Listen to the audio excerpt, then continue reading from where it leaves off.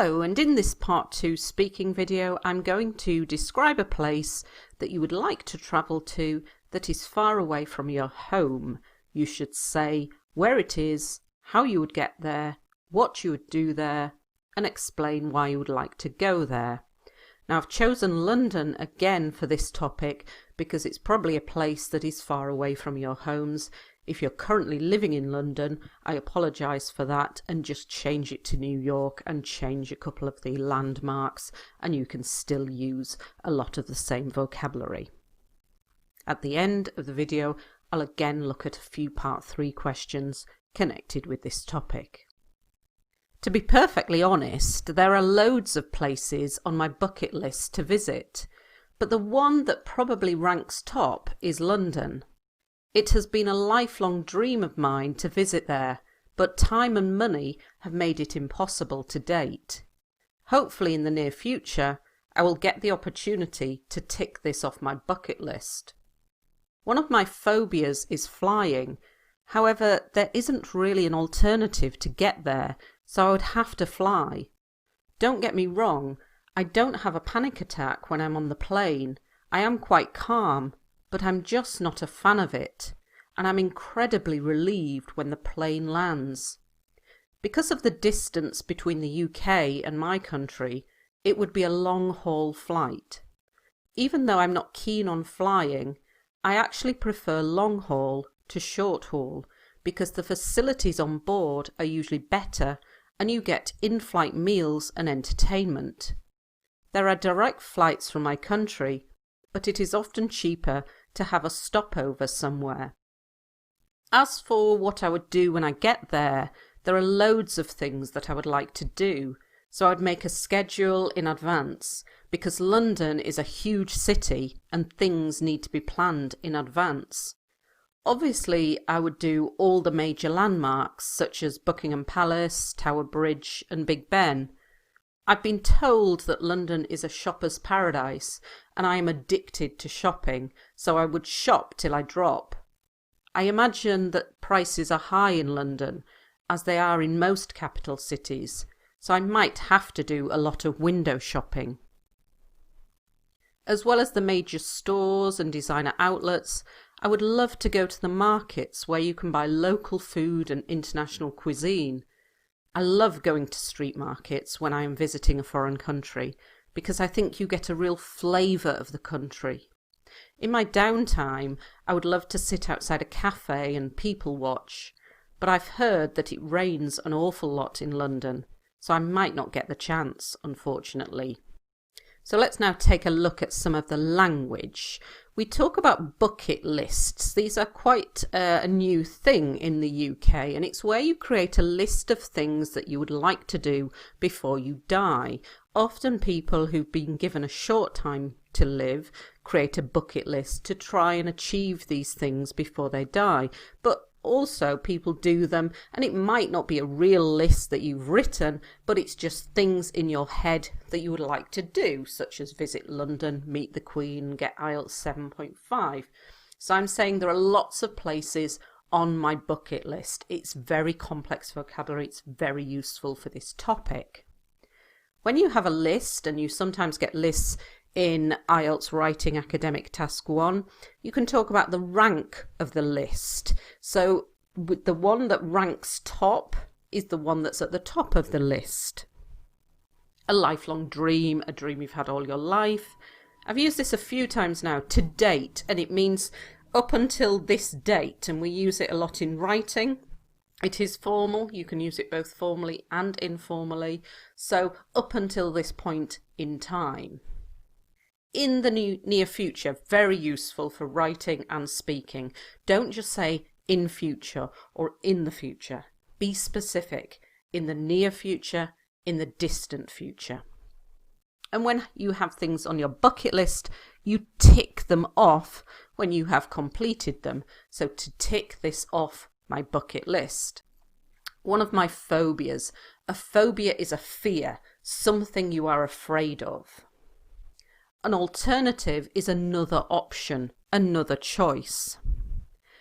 Don't get me wrong, this is a very useful phrase for IELTS speaking. It's very informal And it's when you're saying something, but then you want to say something slightly different. So I'm saying I have a phobia, I don't like flying, but then I'm sort of changing it slightly, saying, don't get me wrong, I don't have a panic attack. A panic attack is when you start to panic, you maybe your breathing is not good, you start to get very worried, and you need to breathe very slowly to calm down because you're panicking, you're worrying about what's happening.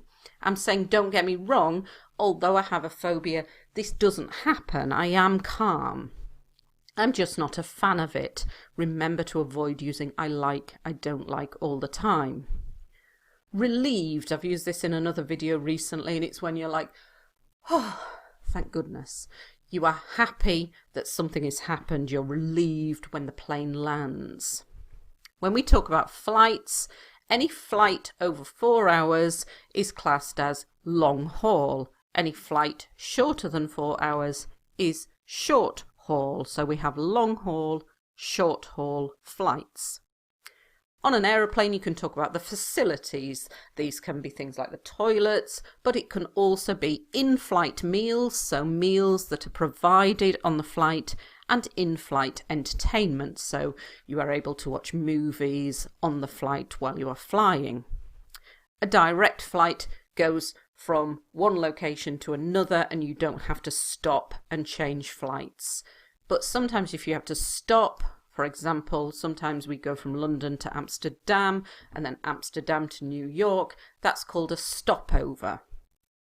So when you want to refer to another bullet point, you can say as for. So here it's the bullet point about what you would do when you get there. So as for what I would do when I get there. A schedule. This is a plan. So you're preparing advance. That means before you go. I've used it twice. Planned in advance. So you've planned it before you go. In advance means before. The major landmarks. These are the major sites, the important buildings, museums, etc. in a major town or city. I've been told that. I use here, I've heard that. So when you don't know specifically, but somebody's told you, you can use I've heard, but this is much better grammar. I've been told that, so someone has told you. A shopper's paradise. I use this in the topics for talking about your hometown. It's a great phrase, it's complex. So if you get any topic talking about a place, you can use this. I'm addicted to, I love it. It's something you want to do all the time.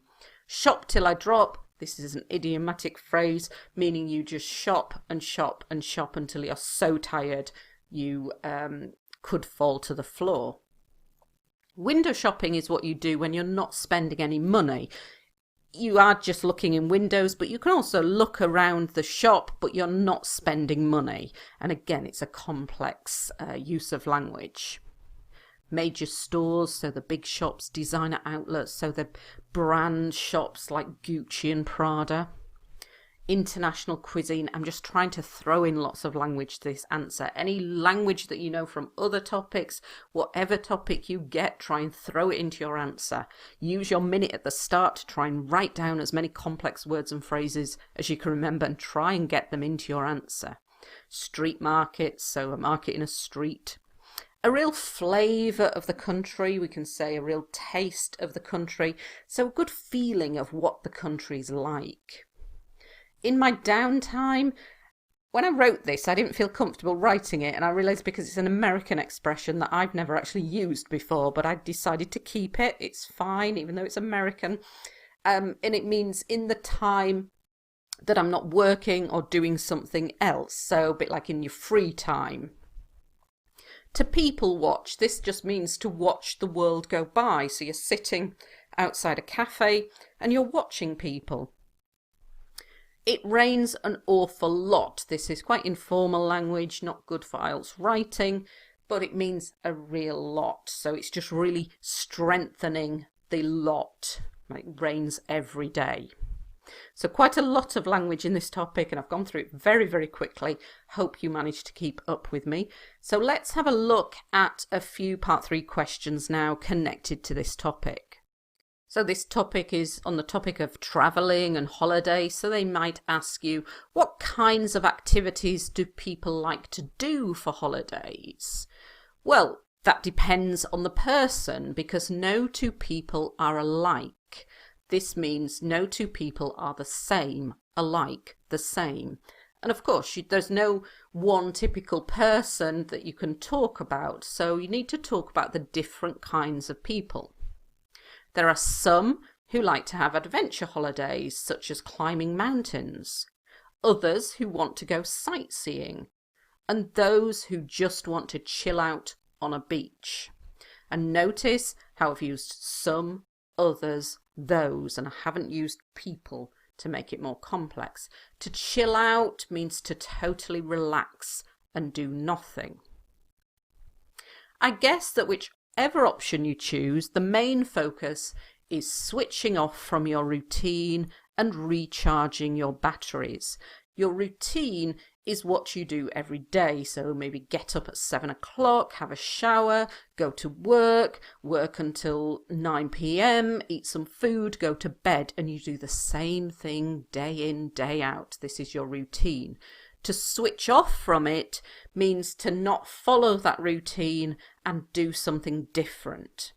And by doing this, you recharge your batteries. So it's a bit like imagining you are a phone, and when the phone runs out of life, you plug it in to charge the battery. And holidays do this, they recharge your batteries. So we have two very complex expressions there, idiomatic expressions, but fantastic for a lot of topics. So why you do a certain activity, because it's good for recharging your batteries. I like going swimming every week because it recharges my batteries. Really useful complex language. So as well as asking why people go on holiday, they might ask you why some people prefer to stay at home during holidays, because not everybody likes to go on holiday. Well, firstly, one of the main reasons is cost. Holidays are becoming increasingly costly, and many cannot afford them. So one of the main reasons, one of the major reasons, increasingly costly, meaning more and more expensive. If something is costly, it's expensive. And instead of using more and more, also in IELTS writing, use increasingly instead of that, and it's more complex. Increasingly popular, for example. Secondly, some do not like travelling and have no desire to go abroad. If you have no desire to do something, you don't want to do it. Staycations have become more popular in my country, where you stay at home and just go out for the day because it is cheaper and more convenient. Now, this is a very new word in the English language, probably in the last 5 to 10 years, a staycation. It comes from the word vacation, but we changed it to staycation, and it's where you have a holiday at home. The reason why this word came into the English language is about 10 years ago we had an economic downturn, people suddenly became very poor and didn't have money to spend on holidays, and so a lot of people decided to stay at home and just go on visits for the day because it was much cheaper, because you didn't need hotel accommodation or travel costs. So we started using this word, a staycation. So very good complex language, and IELTS examiners are always impressed when you use less commonly used words, and this means words that other IELTS candidates are not using. So this is a great word, a staycation. Hope you found this useful. There's a lot of language that you can use when talking about places.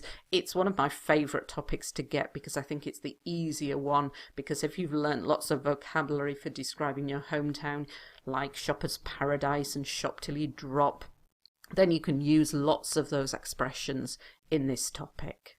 Thanks for watching.